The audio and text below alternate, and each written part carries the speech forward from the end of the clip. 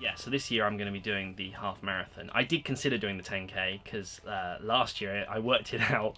I would have come fifth if I'd done the 10k, so that's really tempting to try and maybe even go for like top three placing. But I've done a lot of 10ks and I'm quite comfortable with where I'm at with the 10k, and it's the half marathon that really draws me in, and it's what the team have decided to do. So yeah, I'm going to do the half marathon. I ran 1:25.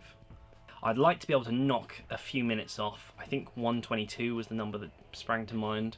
I know that if I speak to my dad, who's sort of acts as my coach, he will look at me more running a 1:20.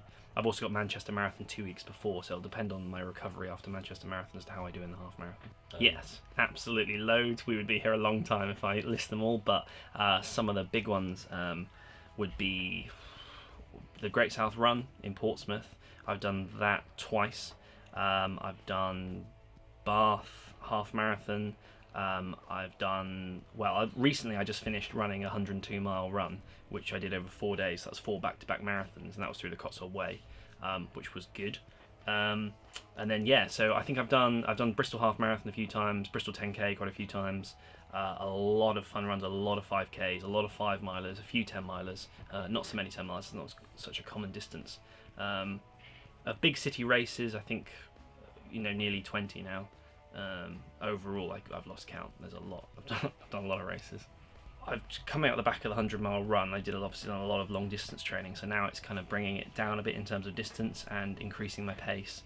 To run a 1:25 as I did last year, I was really going some, as you might say. I was moving. You have to move pretty quickly to get a sub 1:30 for a half marathon.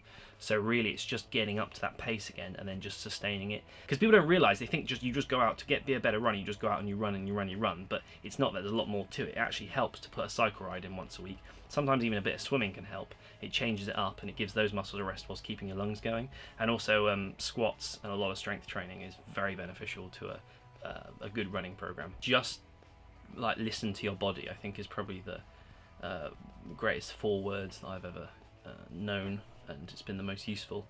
It's very, very, very common that people don't realise how good they can be. People have a lot more potential than they realise.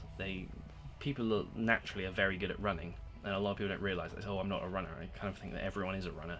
They just don't sometimes push hard enough. I would say, don't kill yourself, but be aware that you can always push a bit harder, and just put a lot of training in. Just train. It doesn't matter, morning, evening, just make yourself go out.